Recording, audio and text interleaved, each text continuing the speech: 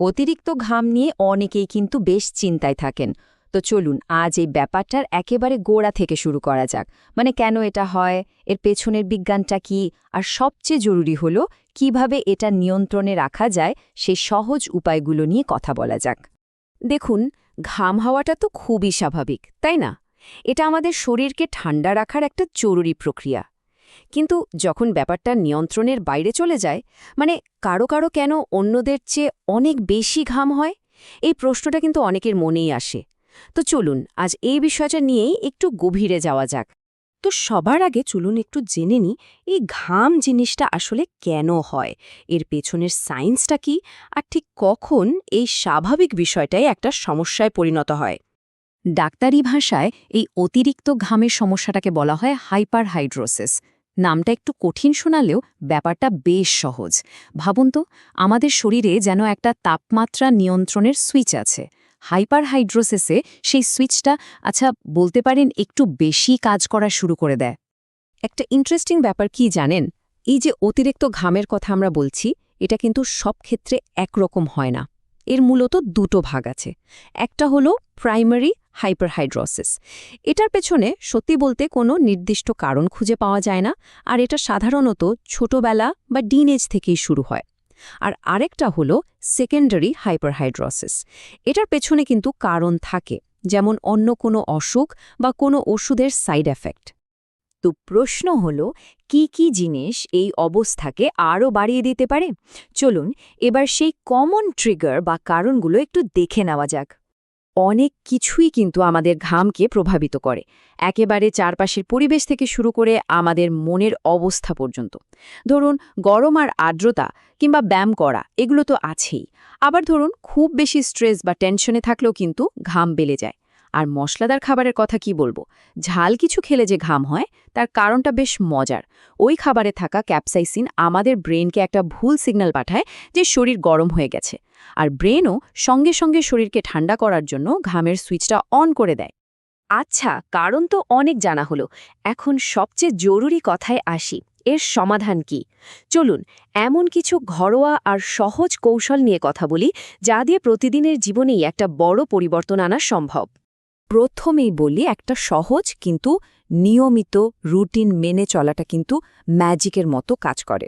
আর এর শুরুটা হয় সঠিক প্রোডাক্টটা বেছে নেওয়া দিয়ে। একটা খুব জরুরি কথা, ডিওডোরেন্ট আর অ্যান্টিপারস্পিরেন্ট কিন্তু এক জিনিস নয়। ডিওডোরেন্ট শুধু দুর্গন্ধটা কমায়, কিন্তু অ্যান্টিপারস্পিরেন্ট আসলে ঘামের পরিমাণটাকেই নিয়ন্ত্রণ করে। আর সবচেয়ে ভালো ফল পেতে হলে এটা লাগাতে হবে রাতে, পরিষ্কার শুকনো ত্বকে। কারণটা হলো, রাতে আমাদের ঘাম গ্রন্থিগুলো শান্ত থাকে, ফলে প্রোডাক্টটা কাজ করার জন্যে পুরো সময় পায়। বিশ্বাস করবেন কিনা জানি না, কিন্তু আমরা কি খাচ্ছি সেটার ওপরও কিন্তু ঘামের পরিমাণ নির্ভর করে। হ্যাঁ, একদম সরাসরি প্রভাব ফেলে। যেমন ধরুন, যেসব ফল বা সবজিতে পানি বেশি, সেগুলো শরীরকে ভেতর থেকে হাইড্রেটেড আর ঠান্ডা রাখে। ঠিক তার উল্টোটা করে মশলাদার খাবার বা কফি চায়ের মতো ক্যাফেইনযুক্ত পানীয়। এগুলো শরীরের তাপমাত্রা বাড়িয়ে দেয়, আর ফল সেই বেশি ঘাম। শুধু খাওয়া দাওয়া বা ছোটখাটো রুটিনই নয়, আমাদের লাইফস্টাইলে কিছু বড় পরিবর্তন আনলেও কিন্তু দীর্ঘমেয়াদে অনেক আরাম পাওয়া যায়। ব্যাপারটা হলো শরীর আর মন দুটোকেই ভালো রাখার মতো একটা পরিবেশ তৈরি করা। যেমন সুতির মতো হালকা, হাওয়া চলাচল করতে পারে এমন পোশাক পরাটা খুব জরুরি। সিনথেটিক বা খুব টাইট পোশাক আর্দ্রতা আটকে রেখে সমস্যা আরও বাড়ায়। এর সাথে সাথে মেডিটেশন বা যোগাসনের মতো অভ্যাস দিয়ে মানসিক চাপ কমানোটাও কিন্তু দারুণ কাজে দেয়।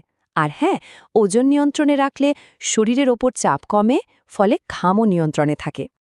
দেখুন, এই ঘরোয়া উপায়গুলো তো খুবই কাজের, কিন্তু এমন কিছু পরিস্থিতি আছে যখন একজন ডাক্তারের পরামর্শ নেওয়াটা ভীষণ জরুরি হয়ে পড়ে।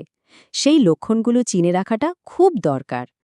তো প্রশ্নটা হলো, কখন এই অতিরিক্ত ঘাম একটা সাধারণ সমস্যার চেয়েও বড় কিছুর ইঙ্গিত দেয়?